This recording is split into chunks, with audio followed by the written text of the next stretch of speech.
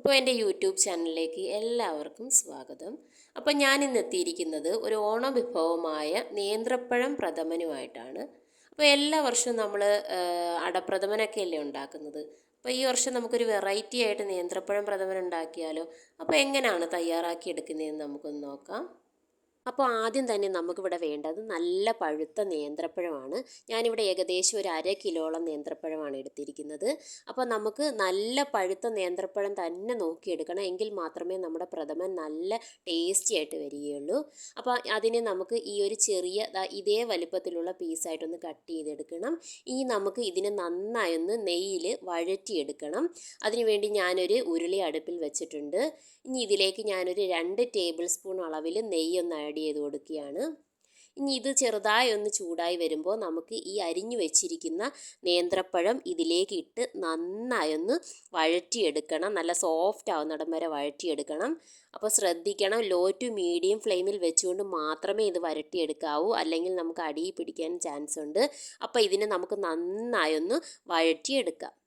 അപ്പോൾ നമ്മുടെ ഏത്തപ്പഴമൊക്കെ നല്ല രീതിയിൽ സോഫ്റ്റായിട്ട് വഴണ്ടി വന്നിട്ടുണ്ട്. ഈ സ്പൂൺ കൊണ്ട് നമുക്ക് നല്ല രീതിയിലൊന്ന് ഉടച്ചു കൊടുക്കണം ഇതിനെ. അതിന് ശേഷം നമുക്ക് 1 ടേബിൾ സ്പൂൺ അളവിൽ നെയ്യ് കൂടി ഇതിലേക്ക് ആഡ് ചെയ്ത് നന്നായി ഒന്ന് മിക്സ് ചെയ്തെടുക്കണം. അപ്പോൾ നമ്മുടെ നേന്ത്രപ്പഴമൊക്കെ നല്ല രീതിയിൽ സോഫ്റ്റായിട്ട് വന്നിട്ടുണ്ട്. ഈ ഒരു ടൈമിൽ നമുക്ക് ശർക്കര ആഡ് ചെയ്യാം. ഇവിടെ 300 ഗ്രാമോളം ശർക്കരയാണ് ഞാൻ എടുത്തിരിക്കുന്നത്. 1 ഗ്ലാസ് വെള്ളം ഒഴിച്ച് തിളപ്പിച്ച് അരിച്ചെടുത്ത് വെച്ചിരിക്കുകയാണ്. ഇതിനി നമുക്ക് കുറേശ്ശെ ഈ നേന്ത്രപ്പഴത്തിലേക്ക് ഒഴിച്ച് നല്ല രീതിയിലൊന്ന് മിക്സ് ചെയ്തെടുക്കണം. കുറേശ്ശെ ഒഴിച്ചാൽ മാത്രമേ നമുക്ക് നല്ല രീതിയിൽ ഇതുമായിട്ടൊന്ന് മിക്സ് ചെയ്തെടുക്കാൻ സാധിക്കുകയുള്ളൂ. ഇനി ബാക്കിയിരിക്കുന്ന കുറച്ചുകൂടി നമുക്ക് ഇതിലേക്കൊന്ന് ആഡ് ചെയ്ത് ഒന്ന് മിക്സ് ചെയ്തെടുത്തേക്കാം. ഇപ്പോൾ ഈ തരിതരിപ്പ് ഇഷ്ടമല്ലാത്തവർക്ക് വേണമെങ്കിൽ മിക്സിയിൽ അടിച്ചൊന്ന് ഉപയോഗിക്കാവുന്നതാണ്. ഞാനിവിടെ മിക്സിയിലൊന്നും അടിക്കുന്നില്ല.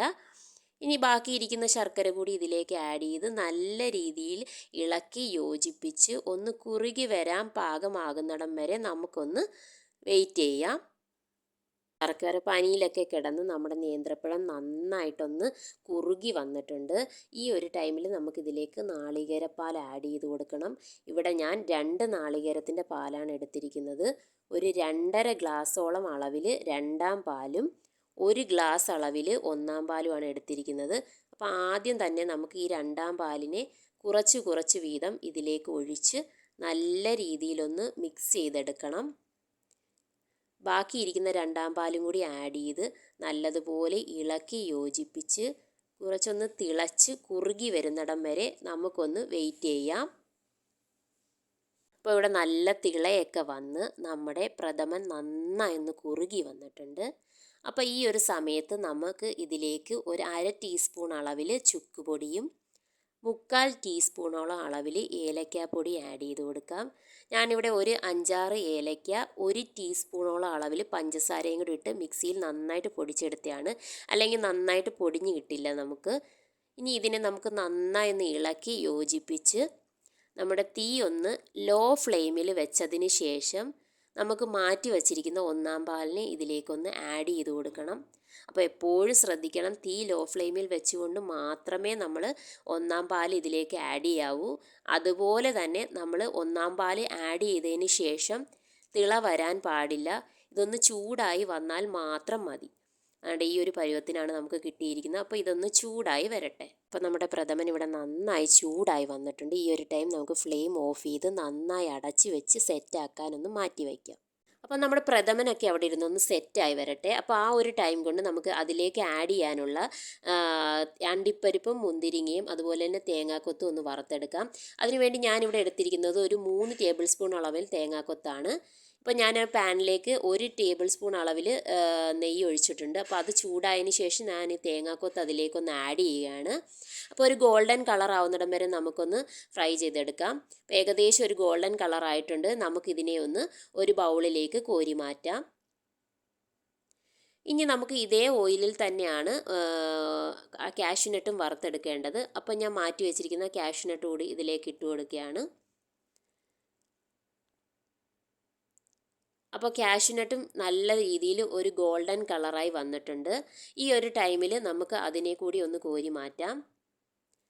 അതുപോലെ തന്നെ മാറ്റി വച്ചിരിക്കുന്ന കിസ്മിസും കൂടി ഇതിലേക്കിട്ട് നല്ല രീതിയിലൊന്ന് വീർത്ത് വരുന്നിടം വരെ ഒന്ന് ഫ്രൈ ചെയ്തെടുക്കാം.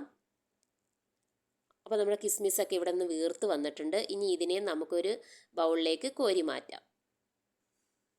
അപ്പോൾ നമ്മൾ അടച്ചു വെച്ചിരുന്ന പ്രഥമൻ നല്ല രീതിയിൽ കുറുകി നല്ല സെറ്റായിട്ട് വന്നിട്ടുണ്ട്. അപ്പോൾ ഈ ഒരു ടൈമിൽ നമുക്ക് ഇതിലേക്ക് വറുത്ത് കോരി മാറ്റി വെച്ചിരിക്കുന്ന തേങ്ങാക്കൊത്തൊക്കെ ഒന്ന് ആഡ് ചെയ്ത് കൊടുക്കാം.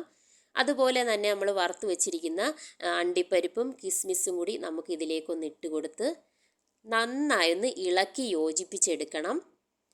അപ്പോൾ നമ്മുടെ വളരെയധികം ടേസ്റ്റി ആയിട്ടുള്ള നേന്ത്രപ്പഴം പ്രഥമൻ ഇവിടെ റെഡി ആയിട്ടുണ്ട്.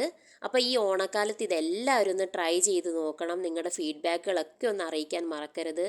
അതുപോലെ തന്നെ എൻ്റെ ചാനൽ ആദ്യമായി കാണുന്ന എൻ്റെ ചാനലൊന്ന് സബ്സ്ക്രൈബ് ചെയ്യുക, ലൈക്ക് ചെയ്യുക, ഷെയർ ചെയ്യുക. അപ്പോൾ മറ്റൊരു ഓണ വിഭവമായി എത്തുന്നിടം വരെ എല്ലാവർക്കും താങ്ക്